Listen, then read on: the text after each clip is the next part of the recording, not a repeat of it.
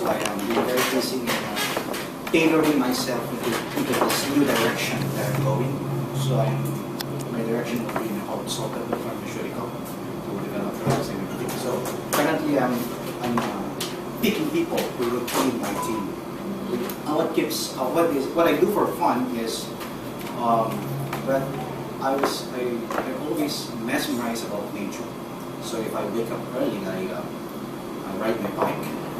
If I had the time, I jog, I walk. You know, it's just really amazing how you see these skies, the wonders of.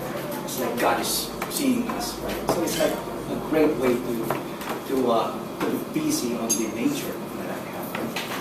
And it's nice. It's nice to see that every one of us is here tonight.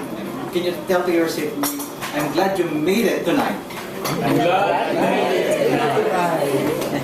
Without much further ado, I'd like to start our program. And it's really nice again that our Toastmaster Bobby and Toastmaster Mel are able to visit us and threatening to be a regular, having a regular attendance every Monday here. And of course, our guests, Joel and Timothy, I hope that it will be a great start of your experience here tonight. And of course, we have our Toastmaster of the evening tonight. It is his first time to be a Toastmaster of the evening. This man is a warrior. He has fought many battles inside and outside of his life, literally and figuratively. And when I think about this part, I think about three values: courage, integrity, and loyalty. My wife.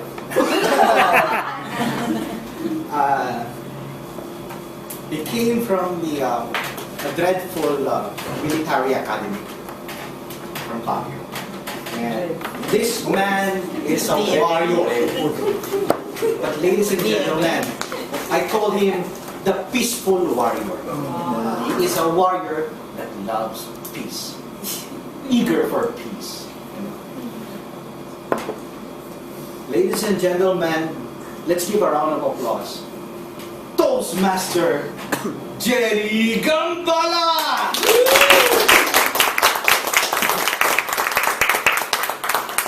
Thank you. Our Vice President for Education. I hope you will learn many things this year in being our Education Vice President. I hope so. So, good evening. I'm your Toastmaster of the evening. And welcome once again to a night of laughter, fun, and learning from one another. To continue what Toastmaster mentioned a while ago, yes, I came from the land of kings, where everyone can do what he wishes. I hiked the plains of Luzon and hurdled the mountains of Baguio just to reach my precious destination, Il Padrino, Papel, the home of the friendliest club every Monday evening. So, to our friends, to our guests, welcome. I hope you have a good time tonight together with us. And it's really nice to see you again. You really look wonderful tonight, just like me. I use my old wardrobe. Well, just to give you a brief background, especially to our guests tonight about Toastmasters. Well, Toastmasters International is in the forefront of developing leaders in the field of communication, in leadership as well. So it's an international organization. And as a brief history, it was started by a man named Rob Ridley. I hope I pronounce that name right. Smedley. Smedley. Yeah. He's an American, and he was an educational. He's in charge of education in YMCA, Illinois. No? So during that time, he saw that men in the community ought to have a certain kind of skills in terms of communication, giving speeches, leading meetings, planning events. That's why he organized a club which he called Toastmasters. It came from the famous word Toastmaster, people who leads the toast during banquets or special occasions. That's why they had their first unofficial meeting in the year 1905, specifically March 24, 1905. But then he was transferred to Santa Ana, California, and then he again started a Toastmasters club in that area when he built the new YMCA in Santa Ana. Then actually that Toastmaster was the first official club of Toastmasters International. That's why it's called Club Number 1. And actually, the first official meeting of Toastmasters happened in that club, and it happened in October 22, 1924. So it was really a long time ago. So almost 91 years ago. Then, presently, Toastmasters have around 14,650 clubs all over the world, scattered in 126 countries. And our club, Metro Manila Toastmasters Club, is one of those clubs. And our club is called Metro Manila Toastmasters Club, the friendliest club. So you could see that everyone is smiling. Hopefully, you're smiling. And we are under Area 2, Division A, District 75. So once again, that's a brief background of our organization, our club. So our program is have different part. First part is people will give a prepared speech. Then the second part will be impromptu speech or a table topic. Then we will give evaluation to those who have taken part during our program. So let's not prolong the agony of our speakers tonight. So let me call on our first prepared speech speaker. Actually, she's really one of our new members here, and I'm really happy to see her doing her speeches every week, almost every week, or every other week. Because before, that's also my goal, but I stopped in the middle of my my fifth speech. But she has according to her, she's studying to be a life coach, and actually nowadays coaching is really good way of raising up leaders. So she will be giving her speech number 3. And what's the goal of speech number 3? Getting to the point. So, and she will be evaluated by no other than her sister, partner in crime. Yes. She will be evaluated by Glenda A. Toastmaster Glenda May Abad. Ladies and gentlemen, let's give a warm welcome and applause to our speech number 3 speaker, Glenda Bandilla. To marry or not to marry? I just signed Manila. And divorce.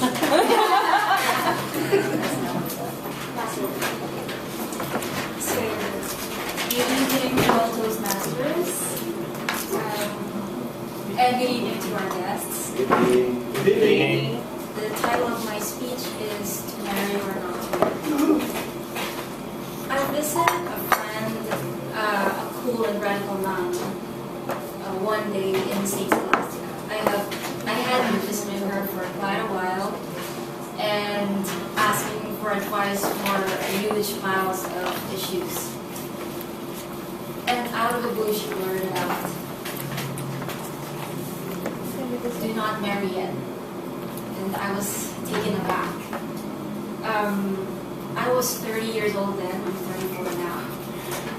I wasn't prepared to marry yet, but coming from her, it was surprise to me. And she told me again, "You cannot marry yet. You're not ready. You need to heal." And you know, how many people nowadays actually ponder on the important question of readiness to marry or to have a family?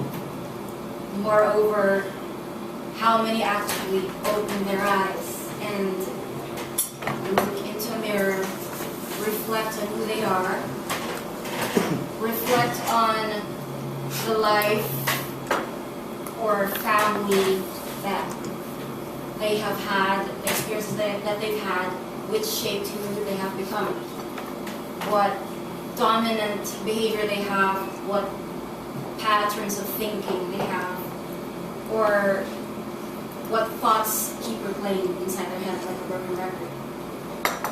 I'm not sure many people think about that, because they usually just jump into the bandwagon. Now, I'm not an authority to tackle this big issue of marriage or having a family, but I could say I am an authority to express my opinion as a child, particularly a child who come from a broken family, and also as first degree aunt to my nephew who I love very much. Now, I only have 3 suggestions, because this is a very important topic to me. One is communicate properly. I mean, please just sit down and talk. I call this emphatic communication, empathic communication. Express yourself freely, express your deep sentiments, but at the same time, know how to put yourself in the shoes of the other person, your partner, or especially your child. I was 8 when the fighting started between my parents. The shouting, my father would demand that they talk peacefully, quote unquote. But then one day he just called me and told me to go to their room and play the referee. No child should experience that. I mean, that's not something a child can understand. So communication. Know how to express properly the right tone and know how to listen and understand. 2, heal your inner child. How many times have you heard of stories of physically battered children or people who vowed to not hit their children when they have one in time, but actually end up being their parent, embodying the attitude of their parents? It's because they haven't healed. They haven't had the courage to explore their pain, to actually let it surface, to express it, to feel it, and release it. You cannot release what you are not willing to feel. My mother had a very wealthy father, very, they had all these sorts of lands and cows, you know, the haciendero type. But then my grandfather died when she was just 9 years old, and so they became poor. She had to literally scrub the floors in their school, clean the comfort room, but she was very intelligent, very intelligent. If she didn't have time to study, her teachers would understand, give her 5 to 10 minutes to study, and still she would ace her tests. That she maintained her grades and her wit, her intellect till she was in school, and it was so natural for her, but she wasn't appreciated. Her mother was always angry, my grandmother was always angry because, we have these generational patterns going on. It's passed from generation to generation, so it was passed to my mother. And, she was crying, and it was like an emotional battery for her. And when she became a mother, what she complained about, those are the things we complain about. So if you are not aware, you will ask what you haven't healed to your children, to your partner. So better do the work, examine whatever needs to be examined. Number 3, know what is important. Mohammed El Arian, he is an ex-CEO of PIMCO. It's $1 trillion investment fund company. He resigned.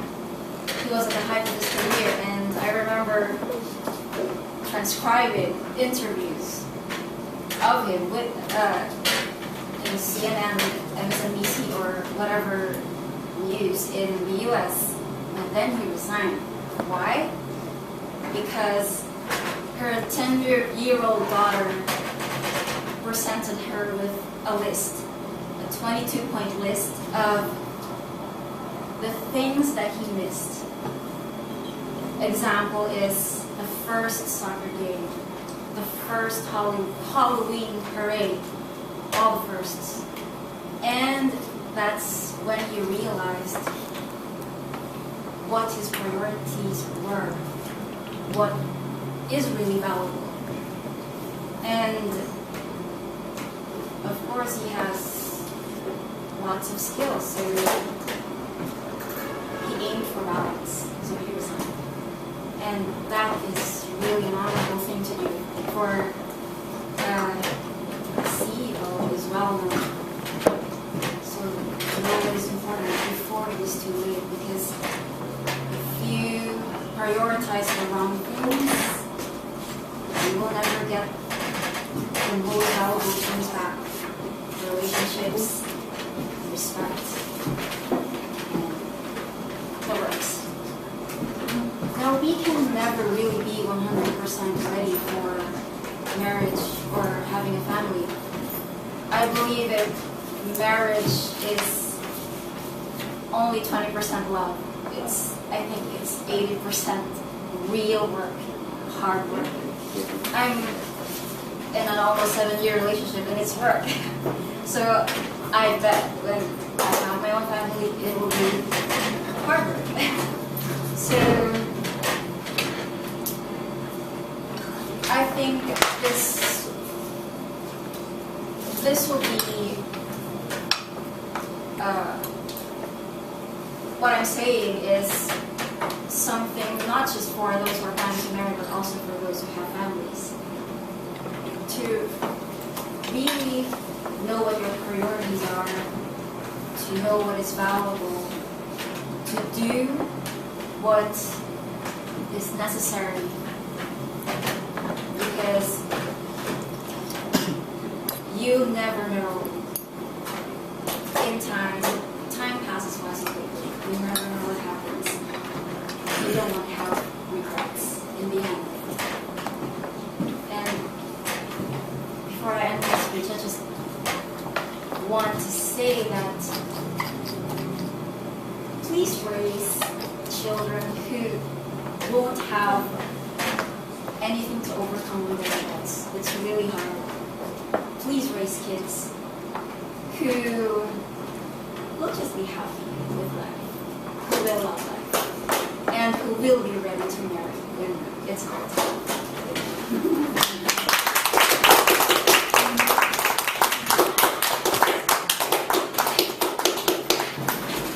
Thank you, Toastmaster Glenda.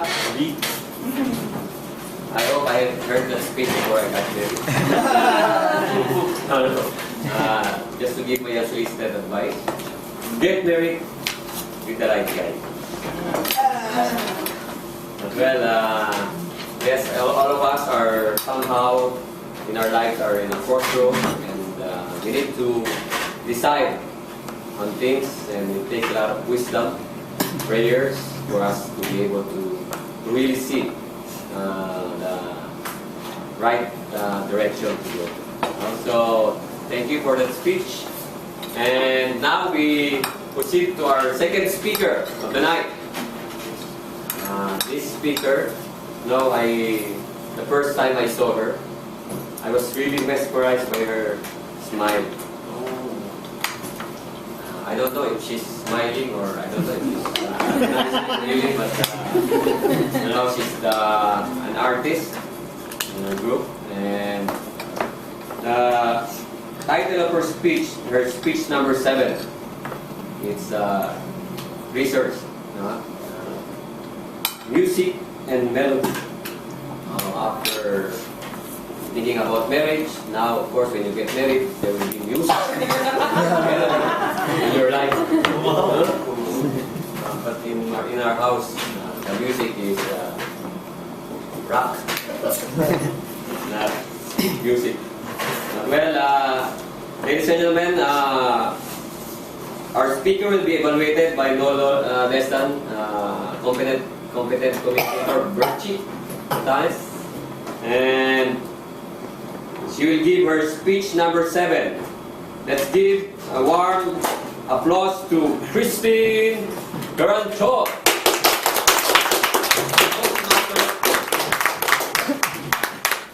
Music and melody.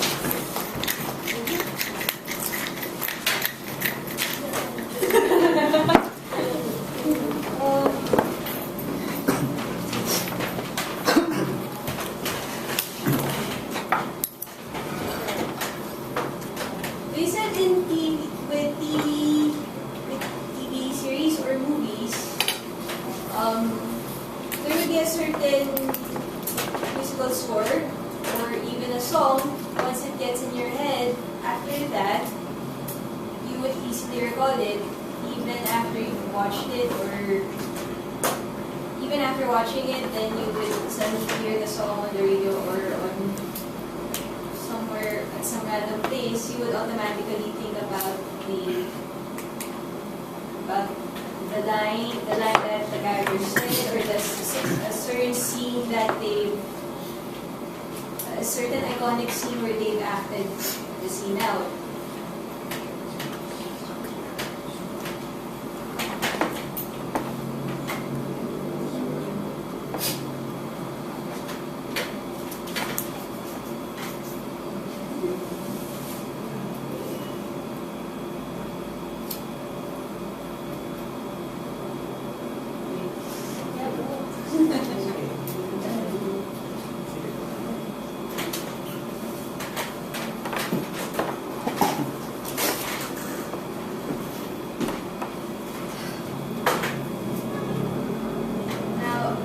For an example, I would sing a certain song. Too bad the one that I was supposed to sing to isn't here. Sayang.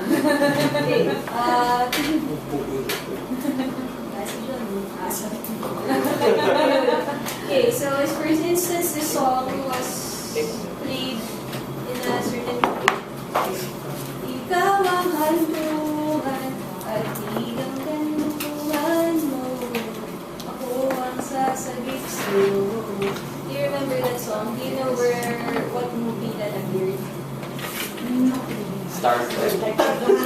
Yes, Yes. Thank you. With that. I didn't watch it. But you don't remember. Thank you. Yeah. John, why are you not here today? Ha? Cesar, punta ka ba?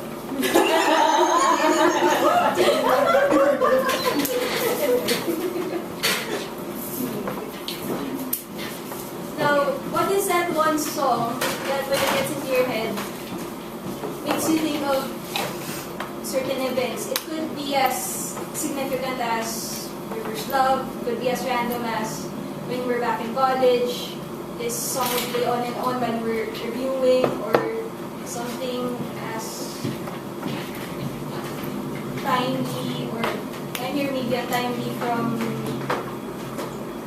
the time you were trying to cope up with your first heartbreak, then suddenly this song suddenly plays in the scene, suddenly plays. Or another is probably something fun, like a song that you heard during a party when you were out on the beach last summer. It is said that these songs, tech music, can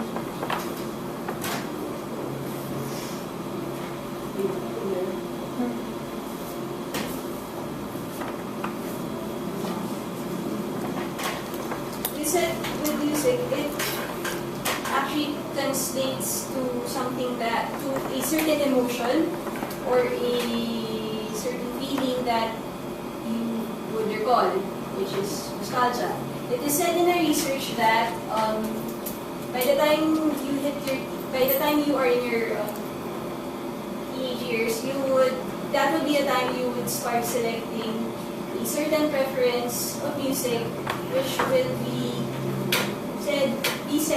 your said preference for the rest of your life. Now, during high school, which was during the 90s, I had classmates who were fond of music that was sung by usually boy bands. Then, moving forward,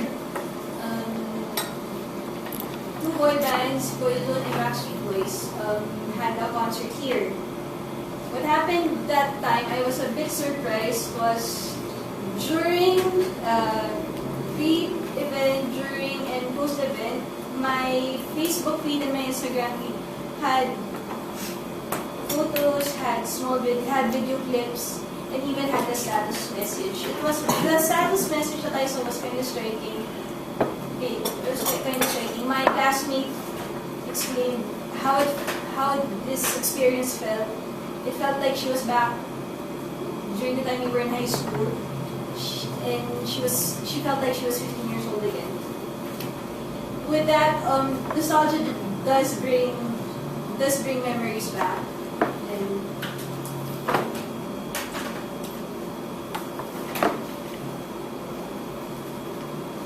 does bring memories back. Psychologists say how vivid memories become. The higher the emotions, the bigger the impact it is in your mind. So once you hear a certain song or a certain piece of music being played, you automatically remember this certain incident or something associated to it. And it is comparable to a filing cabinet. It is comparable to a filing cabinet. The memory gets stored in your mind.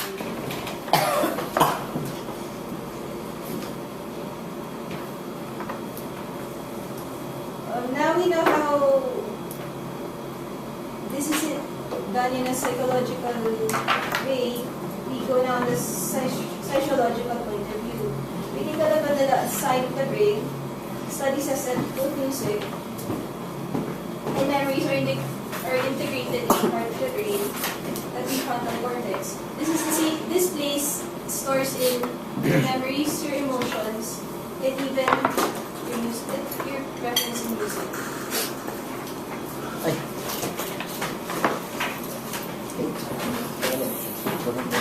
Exactly how a song plays or a piece of music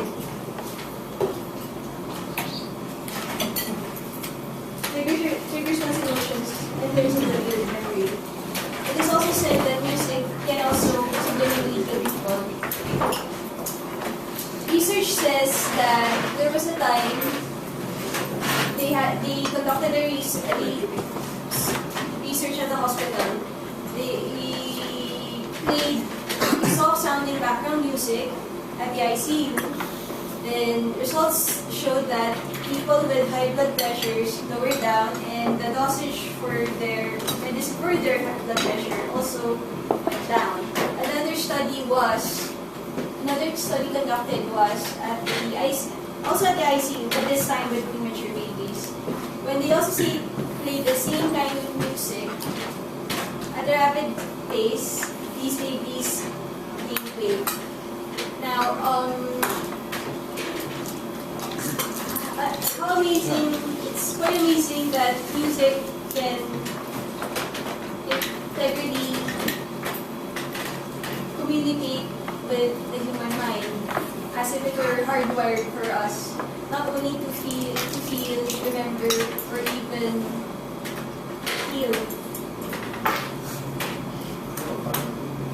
It was also said that it even helps integrally in hopes and dreams. And with that, my fellow Toastmasters and distinguished guests, good evening. Thank you, Toastmaster Christy. Wow, music. Wala Hello. sila, naiinis ako. I really like music, but music doesn't like me. And there's this song that whenever I hear it, I remember my wife. I just listen.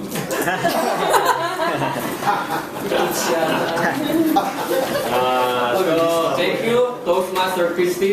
Thank you. And our next speaker for our prepared speech is I don't know how to call him, because for Dennis, for competent committee or Dennis, we call him our immediate past president. Yep.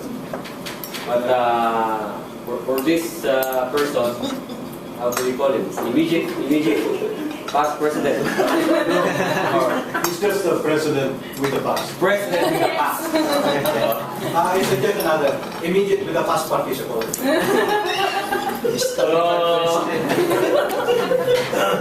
Starting with a past participle. Well, actually, he was our immediate past president before competent days. So he will be giving his advanced speech number 8. Actually, advanced speech number 8 is under Advanced Communication Series, the story under Storytelling Manual. And his assignment number 3 is telling the moral of the story. Am I right? He will be evaluated by no other than our area champion in prepared speech. Because there are only two contests.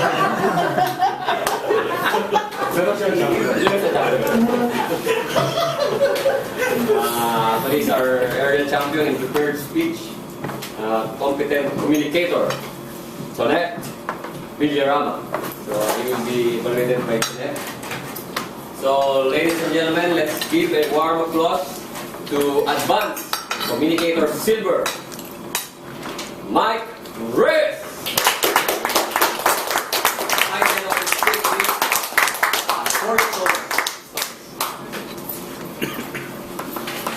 Good evening, fellow Toastmasters. Good evening.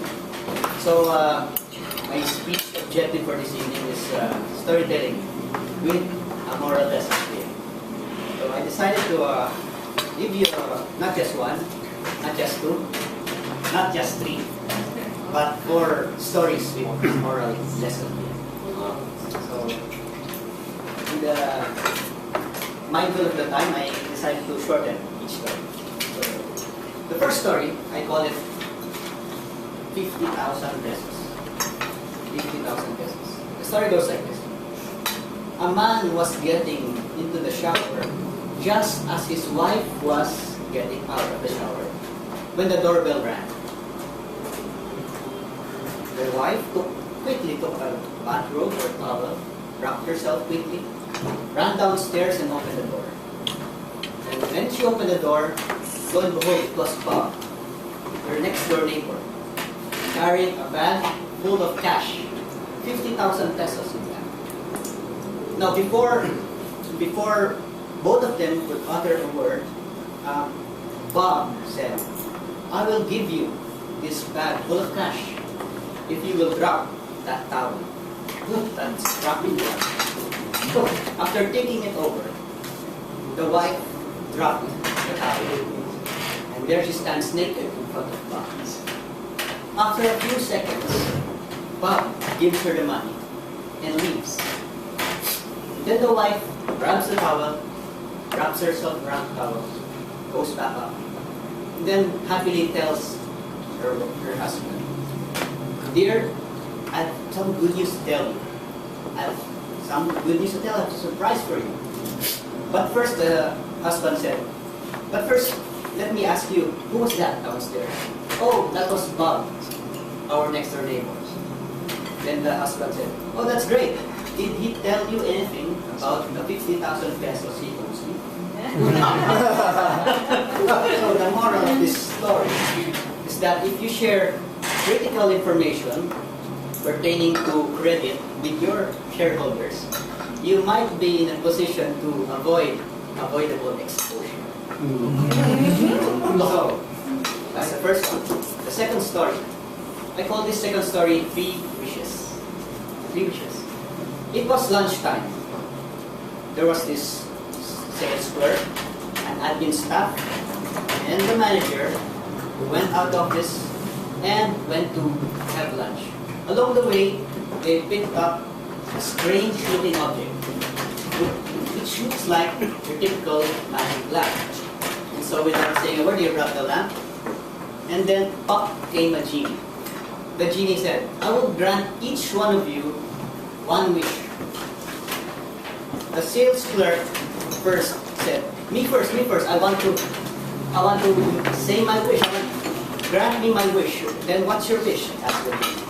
"I want to be in the Bahamas, driving a speedboat without a care in the world." Then the genie sent him to the Bahamas. Then it was the turn of the administration staff. My turn. "I want to be in Hawaii, filled with the best massage experts in the world, and with the love of my life." Poof! The admin staff was whizzed to Hawaii. Finally, it was the boss. The genie asked the boss, "So, sir, what's your wish?" The boss said, "I want those two back at the office by 1 o'clock. So what's the moral of the story? The moral of the story is, let the boss have the first say all the time.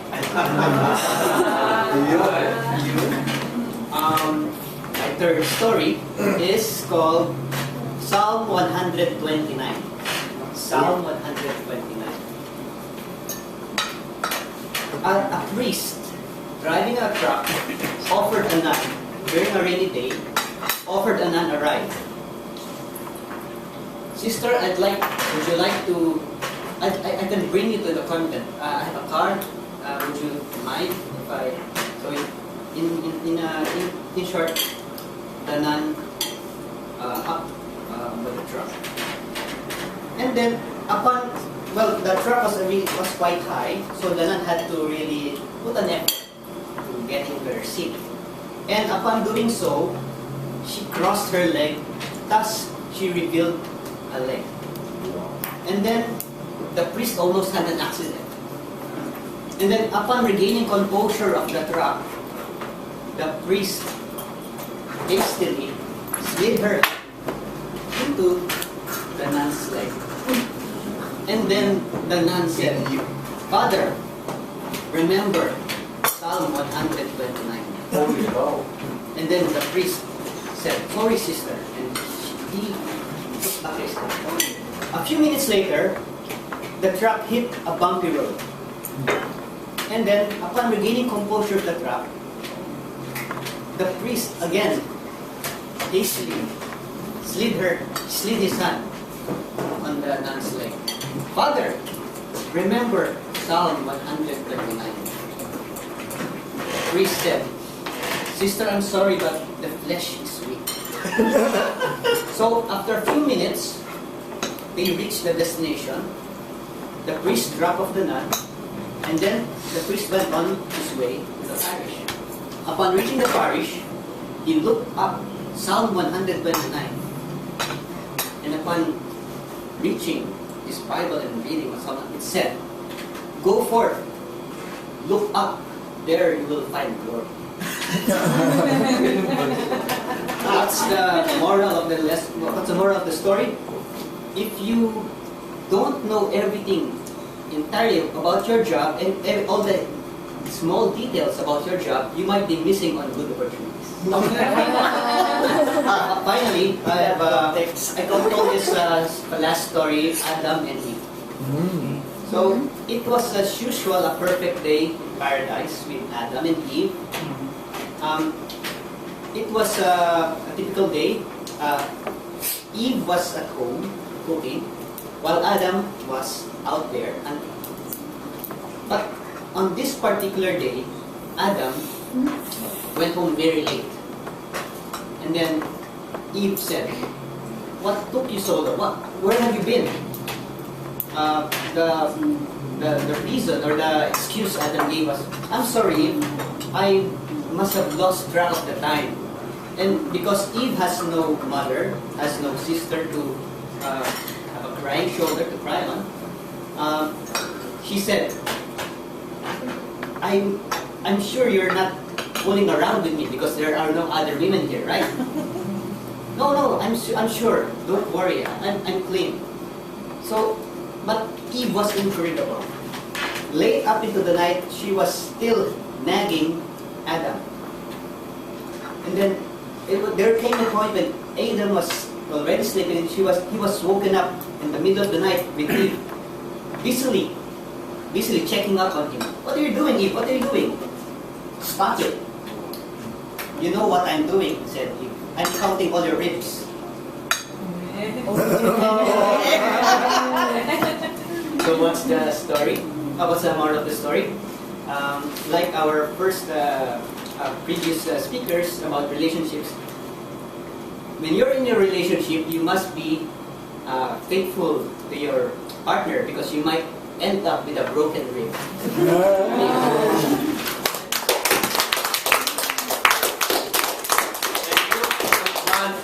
For silver mic. Let's give everyone an applause. I hope you remember the moral of the story.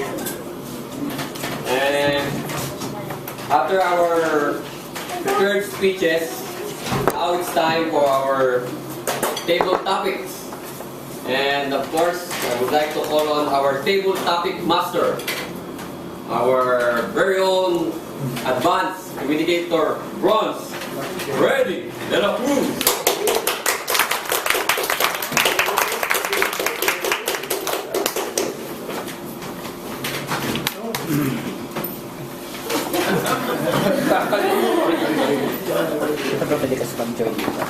Good evening, Toastmasters, friends. Good evening. Good evening.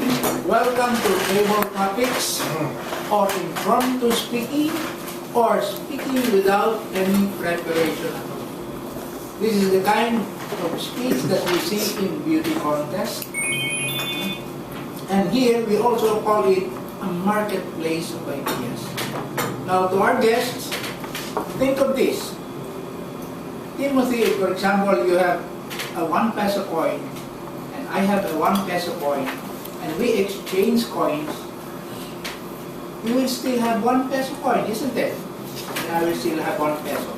But if you have an idea, and I have another idea, and we exchange ideas, you will now have 2 ideas, and I will also have 2 ideas. So you can just imagine how many ideas we go home every Monday evening by just listening here at Manila Toastmasters Club. Now, we have a forthcoming speech contest in impromptu speaking, impromptu and evaluation. And the good news is everyone is qualified to join the contest. And of course we have our legend also. He was a champion in the quartet-long contest, meaning to say that in one night he competed in 4 categories and became champion. Oh, would you like to take a bow? These are Don't worry, the professor. now, just like in example in cooking, Timothy, if for example I tell you to cook kare-kare for me, it's difficult, isn't it, if you don't know the recipe yet. But if I give you the recipe and you read it, oh, that easy lang pala. The same is true in public speaking. If you know the strategy that we use here, it's just so easy. Now, I try to make it as easy as possible, that the strategy that I will advise you is SL method. Perhaps this is the first time that you've heard of it. Story and lesson learned. Just like earlier we heard that somebody gave a story, then at the end of the story there is a lesson learned. So it's that simple. Now, the trick here is this simple, for example. If you are given a topic, for example, during the contest, if you're given the topic, you just have to worry about the story. The lesson learned, the message is already there. Just similarly, you're thinking of an eulogy. No? You just have to think of the opening and the closing, because the body is already there.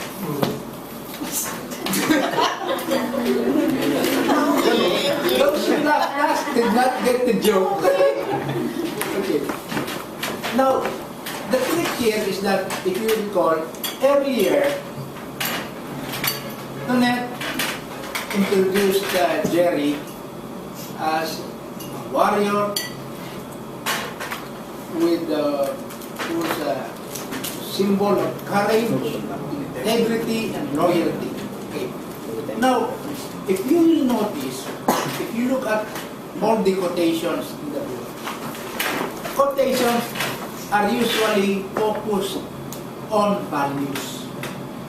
Value of honesty, humility, positive attitude. So, I would, because of example, some experience of mine, I would, for example, advise Jerry, while at home, you could already anticipate more or less. You could form a little story, wherein if the question would be something to do with courage, integrity, loyalty, use that story at once. Because during the contest, that is not the time to really think of a story to do. Wala na. We only have 2 minutes. So, kailangan, you anticipate. Just like me, for example, in the number of impromptu speaking contests that I joined, I just choose one example. Just like Jerry, my wife, my family. Because with your family, with your wife, you can put in ideas on relationship, on love, on courage, on obedience, like that. So that's your one tip. So it's so easy, really. No? So here I have come up with example topics. Wherein, for example, there are 2 topics which are actually just the same meaning. You can use the same experience on these 2 topics. So just choose perhaps which topic you like. But the idea here in table topic, as we try to gain that much needed confidence. Just be yourself. Feel that you are among friends. And I'll say that don't worry about a bad delivery, because that is the first thing that the audience will forget. Joke. Okay. So just three. Now usually we don't call our guest unless our guest would like to volunteer and join the fun. So for all members who would like to give it a try. Now usually quotations are about attitude in life, relationship, humility. So I'm sure that with all our experience in life, whether in the family, whether in our work, we meet this kind of experiences. Now, in contest, for example, you have the same idea, no? The same meaning. Magkakatalon na lang sa delivery. Because I have seen contestants in table topics, they could start with a bang. Some would even start with a song. For example, the song about the wife, wherein your theme song is Release Me. So you could be Engelbert Humperdinck in a few seconds and continue. But the most important thing there is the lesson learned. Because what is the importance of a story if there is no lesson learned, just like what Mike just mentioned a few moments ago about giving a story. I remember the story about Adam and Eve. Glenn, would you know that if Adam and Eve were Filipinos, we would still be in paradise? Why? Because they would have eaten the snake and not the apple.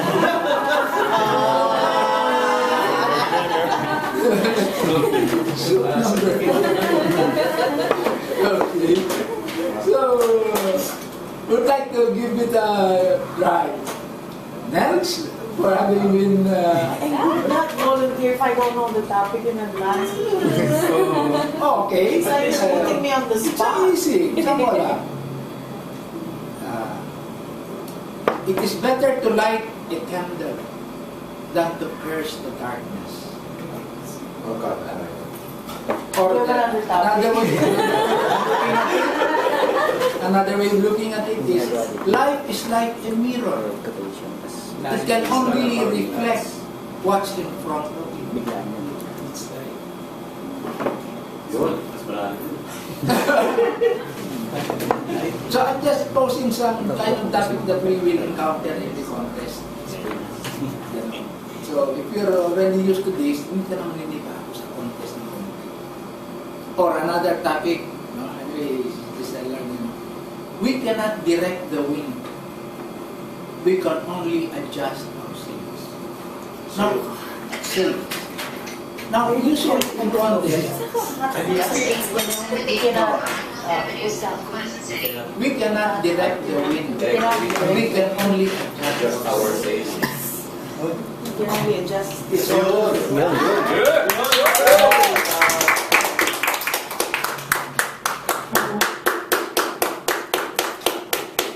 Asawa ko. How long was it? Hindi pa nag-umpisa yan. Almost a year since I gave my speech number 4, and I think I'm getting rusty. But for this topic, what I can remember when you say when we cannot direct the wind, we can only adjust our sails. For very obvious reasons, the wind is bigger than us. The wind was here before us. So I'd like to connect this to a certain experience that we had when my father died. The impact of the death of my father in 1994 was so shocking and so overwhelming for me that I lost my baby. I lost my baby. I was 8.5 months pregnant. For me, that situation, the death of my father, is like the wind. It's like you're in the middle of the sea and you're facing the storms of life. But it's a good thing I have my husband, I have my mom, I have my family who told me that death is part of life. It's just a matter of knowing when it's going to be your time or not. And they just told me that it's okay to cry, it's okay to feel the pain, you don't have to deny it, because it will heal. And it's true, it did. It did. In time, it did. I just let the process take its course and complete everything. And I learned that when problems come that are overwhelming, you really cannot curse what's coming to you, because we all face the same thing at one point in our life. And what you can do is just change your attitude and just look at the positive things out of everything that happens to you. It's like, it's a good thing it happened to me. If it happened to me, probably some things happen to others worse. And then the good things are friends, you have prayers, you have God, you have family to help you cope with it. They are your sails in life. So that's the lesson.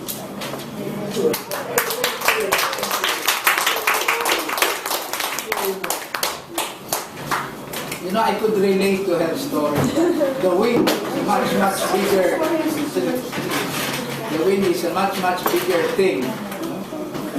That's why at home, you know, my partner is a much, much bigger thing. That's why when she orders, I just adjust my sail.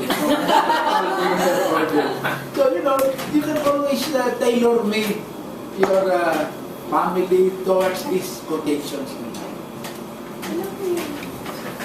And the other side of that, by the way, is, which is similar, everyone thinks of changing the world, but no one thinks of changing himself. That's why, similar also to charity begins at home. Before we start changing others, we think first of changing ourselves.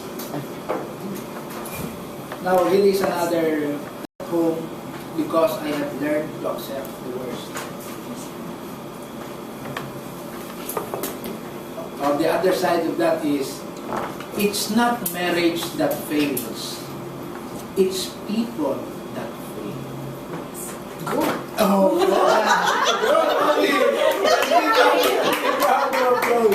Mommy, okay.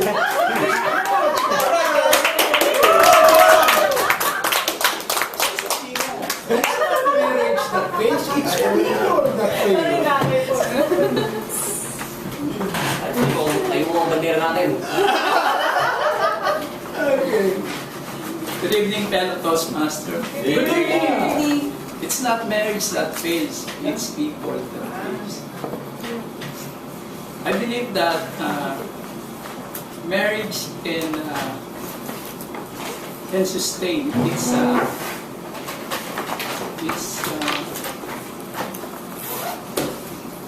Marriage can be sustained if we commit ourselves to God. It's like a triangle in life. We have different personality. You married a different person.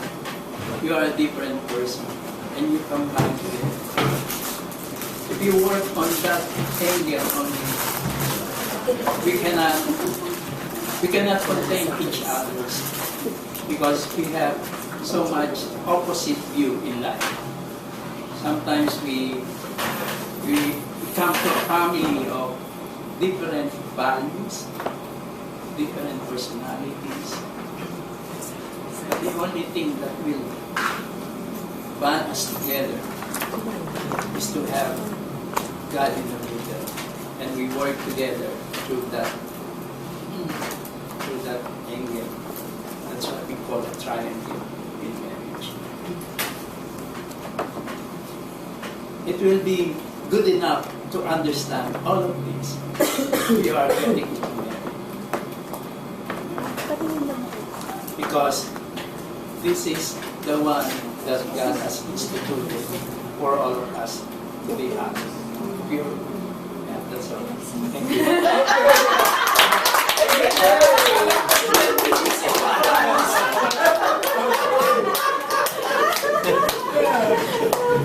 Yes, it's really people that fail. Now you can look at it also in this way, no? The advantage and disadvantage of having a wife. The advantage of having a wife is that when you need her, Timothy, she's there. Isn't it? That's advantage. The disadvantage is when you don't need her, she's still there.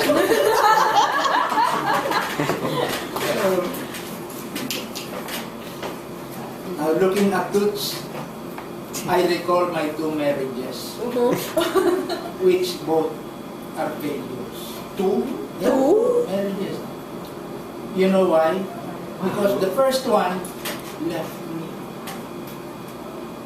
and the second don't want to leave. So that in brief is what table topics is all about. Since we have time constraint, I'd like to turn over the proceedings to our Toastmasters with me.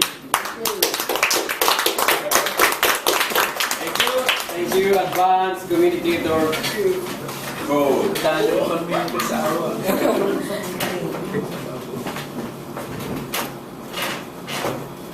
Advanced communicator bronze ready to host for leading us to our table topic portion. And I would like also to recognize and thank all our participants, brave souls. In spirit. Fought the battle. Nell and Bobby. And I hope this is the start of your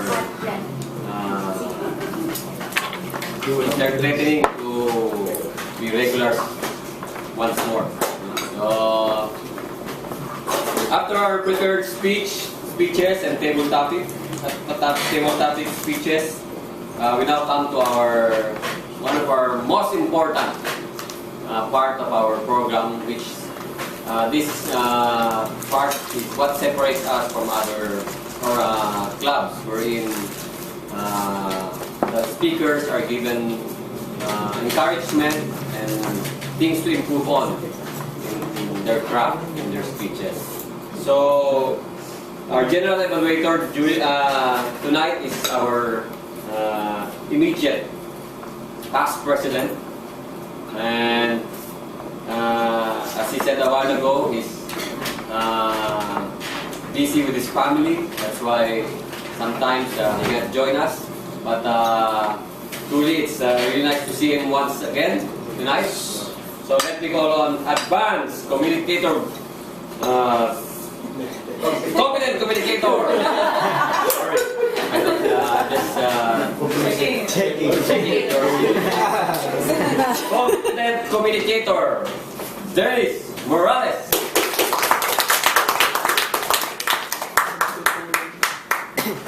Again, good evening, fellow Toastmasters and guests. Good evening. As what Toastmaster Jerry has said, this is one of the most important part also of any Toastmasters meeting.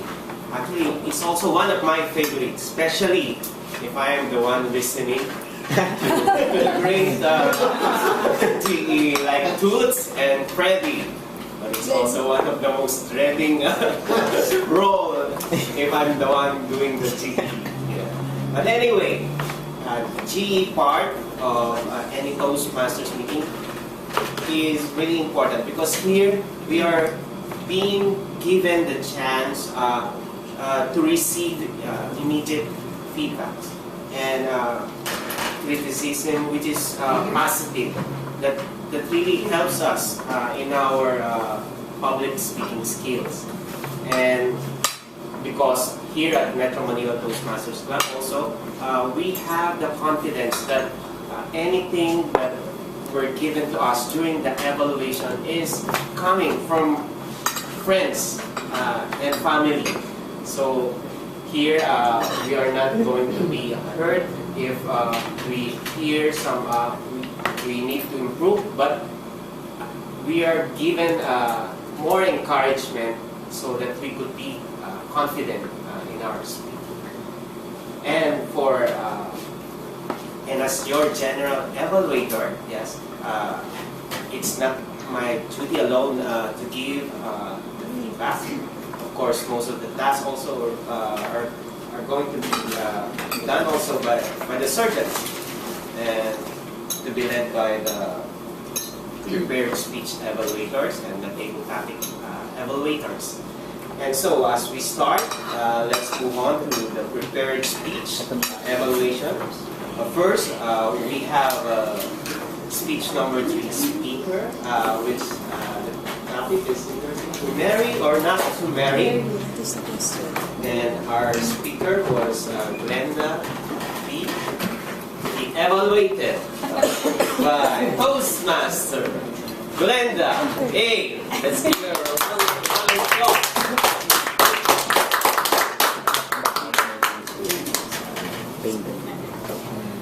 Good evening, my fellow Toastmasters and friends.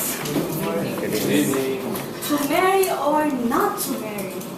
That is a good question. Which, actually, from the title itself, you got me hooked.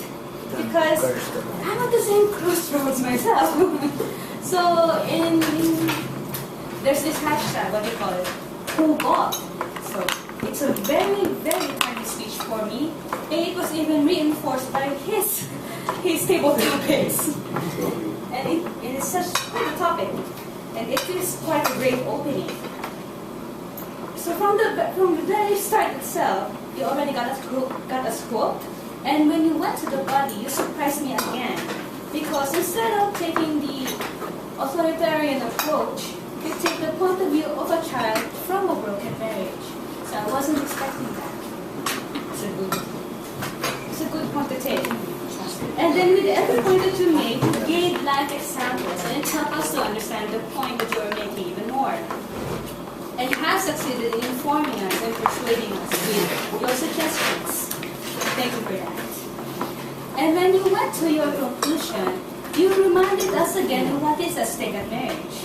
And we thank you for giving us a warning to people like me who are not married yet, and a reminder to those who are married already here. However, there is one point that I'd like to know from you. There's this big elephant in the room. Since your title is to marry or not to marry, a question begs to be asked. So, will you marry or will you not marry? Well, I would like to get to that point after na lang. Yes. And I would like to congratulate you for successfully doing your speech number 3, because I know that it takes courage to share your life experience with us. We are grateful for that. And I am looking forward to speech number 4, which is how to say it. My congratulations.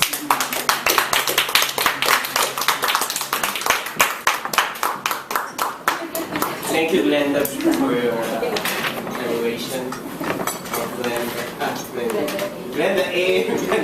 I'm confused. Okay, so I like it that you gave a positive evaluation to Glenda. You are right.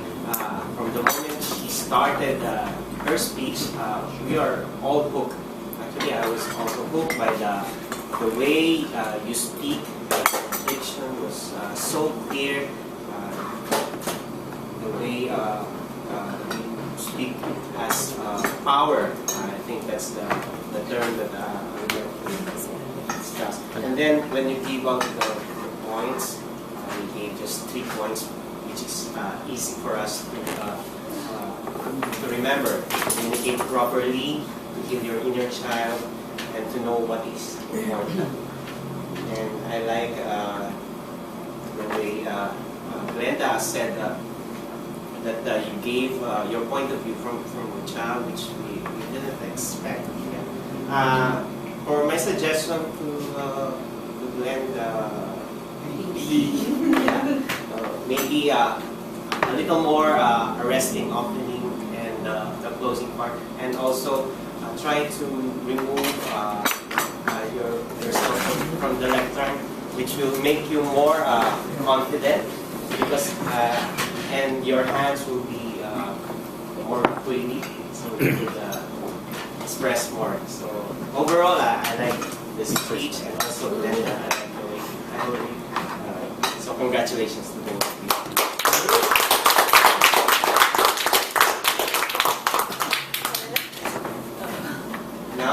let's move on to speech project number 7, which is entitled Music and Melody. It was delivered by Teen and Chan, and she will be evaluated by Advanced Communicator Bronze. Confident communicator. Confident Communicator. Thank you. Virgie to talent.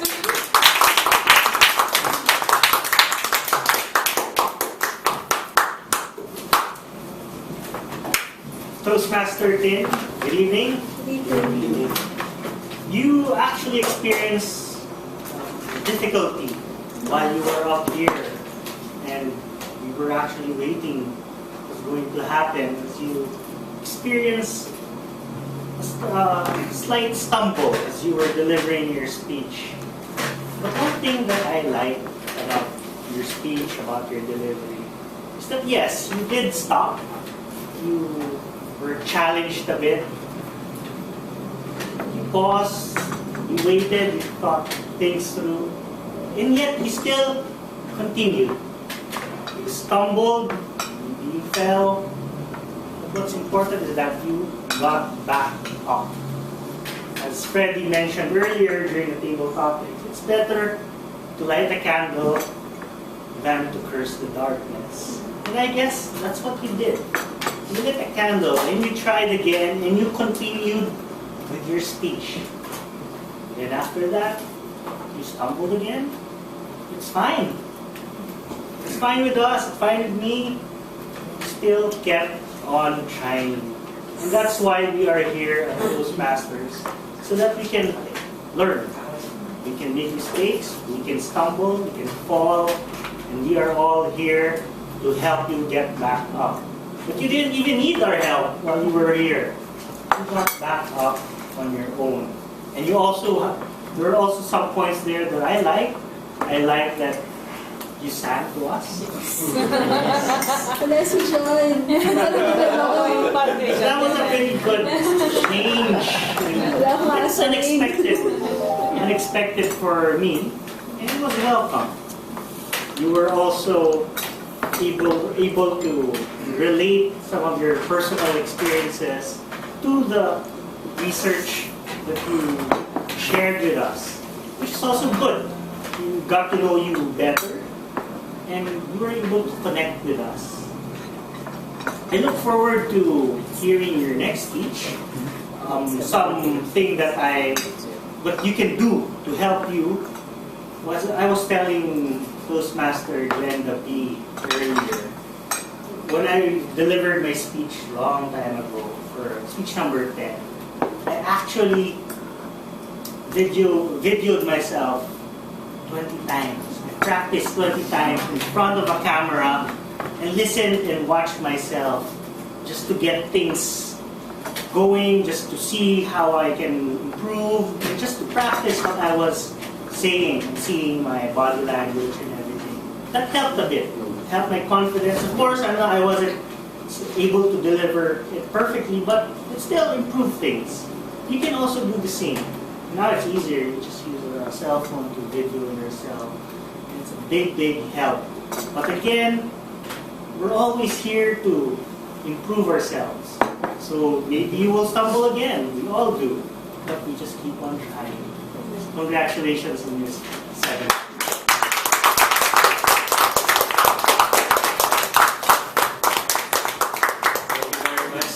Communicator Virgie. I was shocked with the opening of Virgie because he said immediately, you stumbled at the beginning of the speech. So it's seldom that we will hear people to tell the evaluator to tell it immediately what to say how as it was or how it happened. With honesty and with sincerity. And as we listen to Virgie, I believe that he delivered his evaluation with much what do you call that? to really inspire him to really bring out the best in her, and as if that if Virgie is going to evaluate you or going to tell you all the maybe positive and the negative, you will always listen to him, just like me when I was sitting there. So I really learned a lot from the evaluation that he did. I like the way that he pointed out that you stumble and then you recover yourself. You even sang a song, but John was not here, so maybe that's also the reason you're a little bit stumbled because you're looking for him. Yeah. And yes, some points of improvement, maybe to really memorize your opening, so that because if you have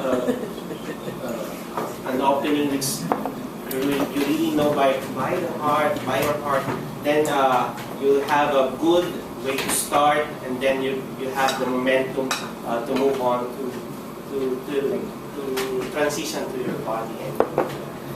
Anyway, congratulations on your speech.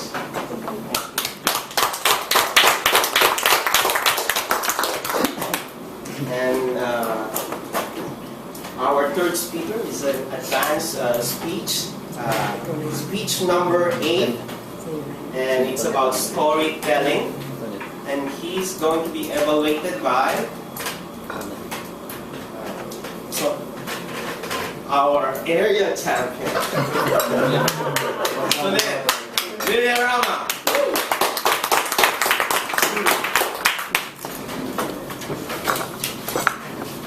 Good evening, ladies and gentlemen. Good evening. I was the area champion because we're only from a best. And unfortunately, Wait. Overtime pa yung isa. I won. I'm sure I won because he forgot his speech.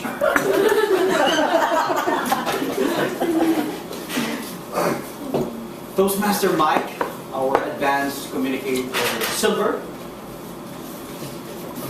What a great speech you have tonight, Mike. Storytelling. I can call you Michael the Storyteller. And let's give a round of applause first for Toastmaster Mike.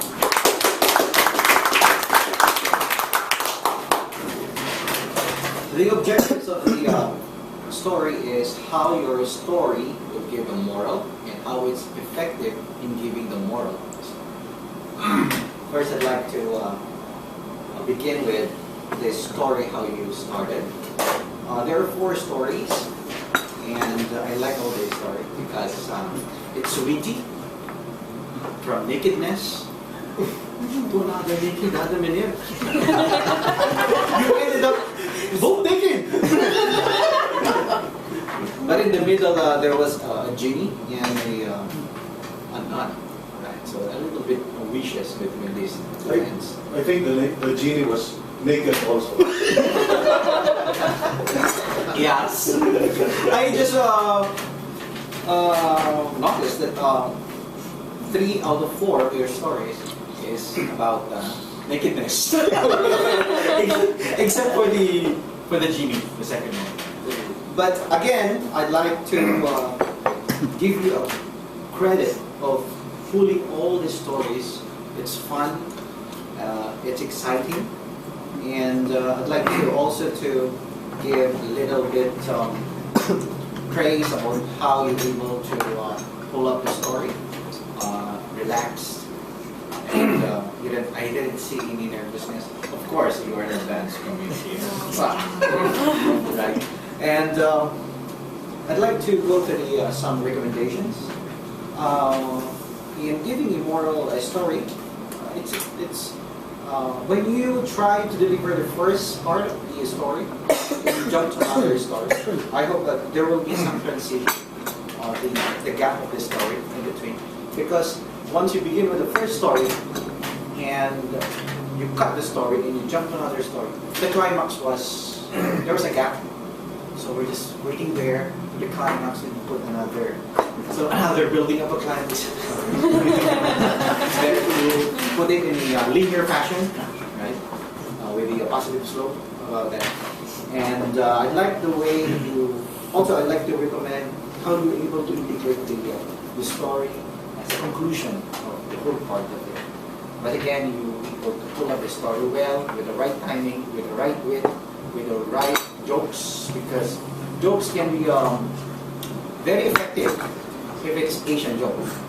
But if you pull a American joke and deliver it to Asian, it will sound an idiot. But you made it a way to be able to tailor it that it will be very effective for us. Once again, I'd like to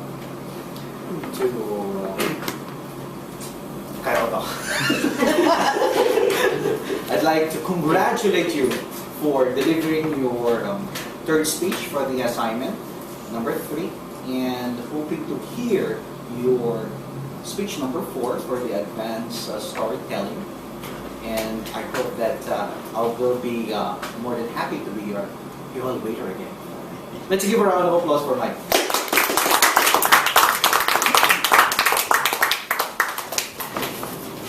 Thank you so much. Area Champ for the thorough evaluation of the advanced speech of Mike. Yes, I truly agree with you. Mike is really Michael, the storyteller. I like the way that you delivered your speech, your stories in a fun, exciting, and witty manner. So yes, he's not a humor champ for nothing, right? Although he's also a champ, right? Yes. Yes. How many are you? 1.5. Why 1.5? Because he's sick. Sick. The other contestant was sick, so. Okay. I like the way you also tell the recommendation to fill in the gaps between the different stories. All in all, yeah, I like the way the 4 stories, the transition, and how you were able to deliver that smoothly within the time constraint. So we're looking forward again for your next speech. Congratulations. And for normally for our meeting, we also do have a counter and timer reform. The timer is quite important, especially for the upcoming speech contest. So we also have to be mindful of our time here so that we will not be disqualified. So I think next time we will have accountants, timers, and also the grammarian or the gems and the germs. And also, I'd like to congratulate Jerry for being the Toastmaster of the evening. You did a fantastic job. Let's give him first time.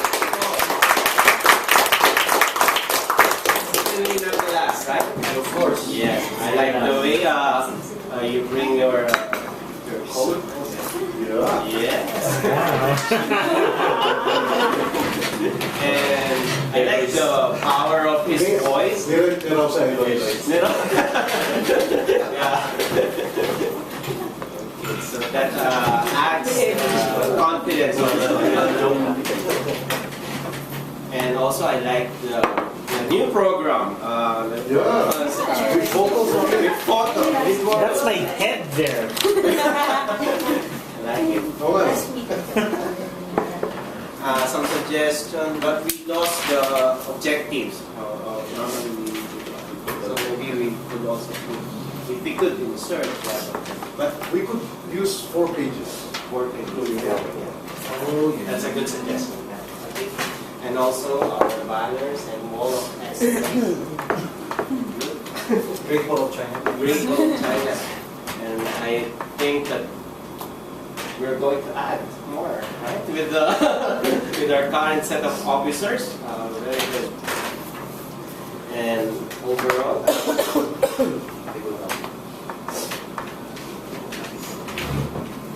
sorry.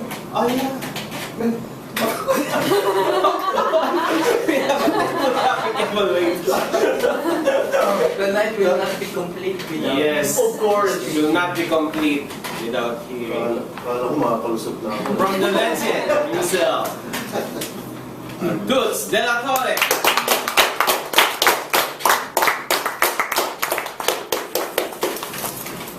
Thank you, Mr. President, with the past Dennis. Yeah, since we have two conjugal table topic speakers, I can tell you a little bit as of a segue to the storytelling stint that immediate past President, past President Mike did. I'm going to tell you 3 stories. Yeah. Not 4. No. Number 1, the husband was fixing his car. Wala pang punchline. So his wife was helping him, and then the husband says, "Honey, give me the screwdriver." The wife gives the screwdriver. After a few minutes, the husband says, "Honey, give me the Phillips screw." The wife gives the Phillips screw. And then after a few more seconds, the husband says, "Honey, give me the frying pan." So the wife said, "Honey, frying pan?" The husband said, "Hey, who's fixing the car? You or me?" Okay, that's the end of the first part. The next day, it was the wife who was cooking in the kitchen. And the wife says, "Honey, give me the garlic." Husband gives the garlic. After a few seconds, the wife says, "Honey, give me the tomatoes." The husband gives the tomatoes. After a few more seconds, the wife says, "Honey, give me the screwdriver." And the husband, "Screwdriver? You're cook." So the wife says, "Hey, who's doing the cooking? You or me?" Okay. Number 4. Who's telling the story?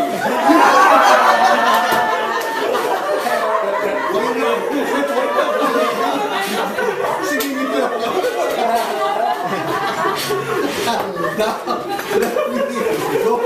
Bago yan. Page na yan. Page 34. I thought you were delivering a humorous speech there. It was a sad story. Okay, now, S&M method was introduced to us by our table topic master. And the question that was asked was, we can't control the wind, but we can adjust the sail. Wonderful table topic question. And bravely, this was tackled by the the most beautiful wife of Bobby. She's the only one. Okay, Nell, what she said was very arresting. She shared with us that her father died and she was 8.5 months pregnant. And because of the stress, she lost her baby. But the one thing nice about those two, shall we call, two sad stories, she was able to overcome those trials. She moved on and she was able to adjust her sail. Now we see her smiling, primarily because Bobby is with her. Let's give a big hand to Nell. Now, there's one suggestion that I would like to make, Nelia. Helga. I was referring to a different wife. Nell na lang, Nell. At least I'll say it correctly. But anyway, Nell, you mentioned at the start of your table-topic speech that you were in this August meeting a year ago, sort of saying that you're a little bit rusty. My friends, ladies and gentlemen, even if Nell did not say that, will we notice? No. I rest my case, Your Honor. Okay, that's one small. Oh, here, especially in table topics, we are the ones who should be grateful that you are coming up here in front to handle a challenging table topic question. So you deserve the applause, like you deserve the applause now. Let's give it up. If Nell is there, will Bobby be far away? The answer is no. Because Bobby, our next table topic speaker, tackled the next question, which is, it's not marriage that fails. People fail. Okay. And, I like the way you started your response, Bobby, when you said, I believe. We know that you agree when you say, I believe.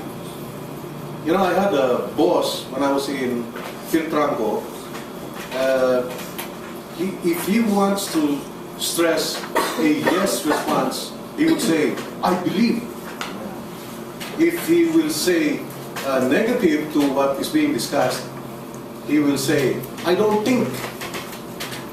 He does not have an H in his tongue. I don't think. So when you said, I believe, then we realize that you're taking on the affirmative position as far as the question is concerned. Now, my dear friends and fellow Toastmasters, that is very important. When you're responding to a table topic question and you state your position from the very start, on the very first sentence, then we know that you are taking on a position which is positive. Then it would be easy for you to expound on your position. Okay, so you made 2 points, Bobby. You said we marry a person with a different background, and then you explain the situation about marrying a person who is coming from a different background from yours. So that's your first point. The second point is, and which is, I guess, the most important one, God should be in the middle. There's a third person in every relationship. God should be the first person, the third person, not the other guy who's somewhere there in a hot furnace. Okay? So you did 2 points, which is good. You limit yourself to 2 or 3 points, and then I suggest that to tie a neat package into your delivery, you restate your position. You say, for this reason, I believe.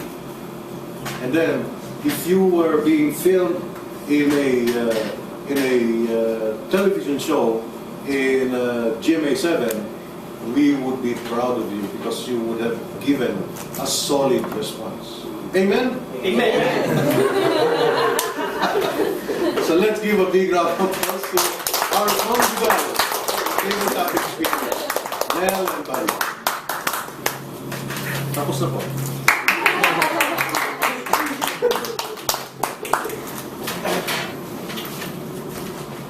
Thank you very much.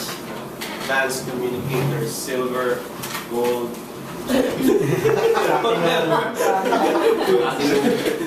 For your conjugal evaluation. Well, yeah, I like it that you have given suggestions to both of them, especially to Nelda, who I think if that was accomplished, you almost win that one because you state your point clearly, and then you have impact by saying that your story from tragedy happens and how you recover. That's a very inspiring tabletop indicator. And also for Bobby, yeah, you have given a PRE method without the P at the end. PRE. As pointed out by good. So that's good. And we're hoping to see more of the couple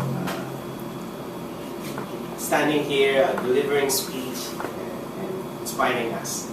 So thank you. And also, not but also least, Freddie, again, thank you for giving us a clinic and mentoring with the table topics. So when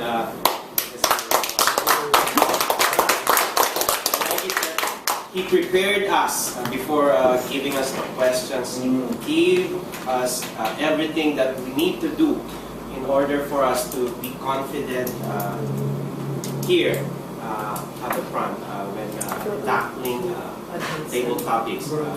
He gave us clues on what the message that we need to deliver. Especially look at the title. Sometimes it's already there, and we just have to relate it. And he said that we should have stories that we, for example, like what he said, maybe about your wife or anything that you could easily share, so that when any topic came up, then you will have a personal experience. So, thank you, Freddie.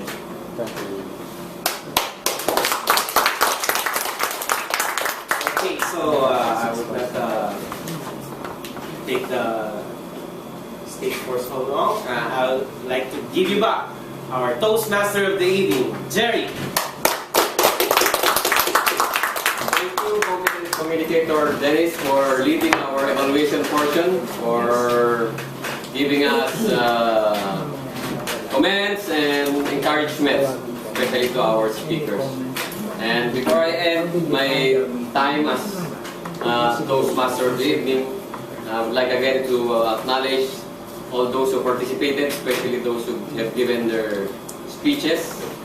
Toastmaster Glenda Lee, Toastmaster Christine, Advanced Communicator Silver Mike, our table topic. I'm just thanking you, bro. Our table topic participants, Toastmaster Nell and Toastmaster Bobby. And of course, our generous but strict evaluators. Strict. Toastmaster Glenda, competent communicator Birchie, and competent communicator champion. And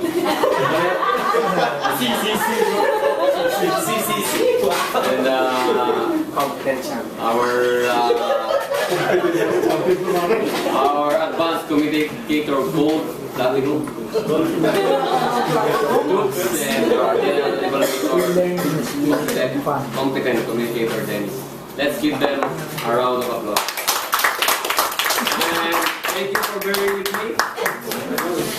See you next time as become Toastmaster of the morning. Thank you and God bless you. And now we turn the word to our Vice President.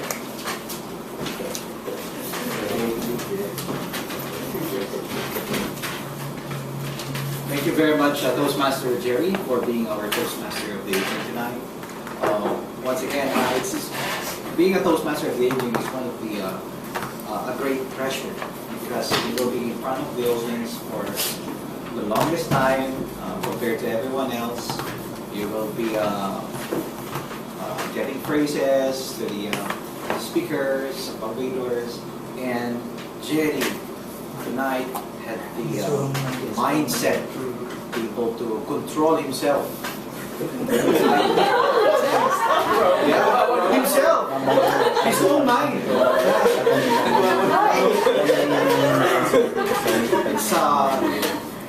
It reminds me of training in that academy. Mind over body. But the flesh is big. And I'd like to commend Jerry for being in front tonight, accepting the challenge of being a Toastmaster of the evening. And that is his first time. And so we will see more of Jerry in this future meeting that we will have. And let's give a round of applause for Toastmasters. A warrior with peace. And of course, we will not end our meeting without calling our guest. Okay.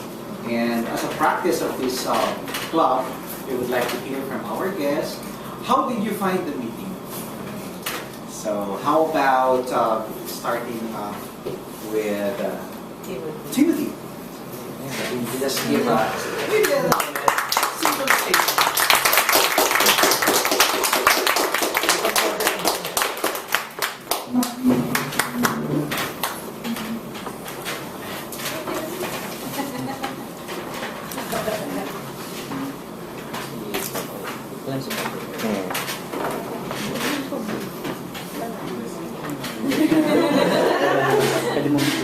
What do you like? Impression. General. So far, first time to attend this and to listen to this, and I found it full of interactions. And so far, it's nice to hear stories of people, to listen to what they have shared. And I hope to hear more of it soon. And I think that's it. Oh, good.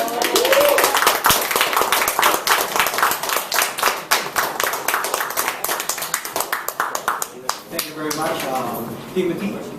And let's call our next guest.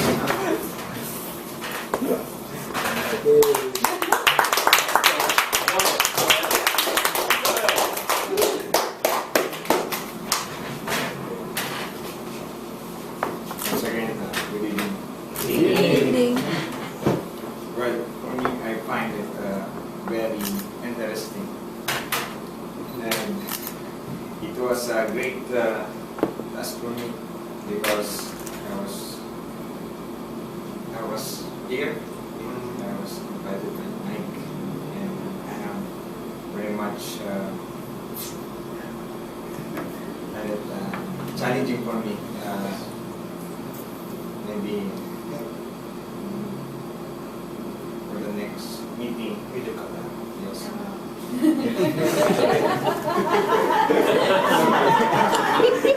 You can try. Maybe I can more practice. So overall, I was very lucky that I'm witnessing this Toastmaster game. Wow. Okay, let's give him 5 minutes. That's it. Thank you. That's it.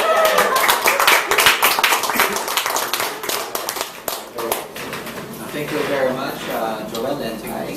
I hope your visit here will again be. We will have another visit soon, and of course, I'd like to also take note in light of the recent event happened last Saturday. To all the officers and members that attended, I appreciate your presence over there. And it was a great time for us to see our personality outside this platform. and it was a really great bonding time with us. And we were able to discuss a little bit about the training, about changes,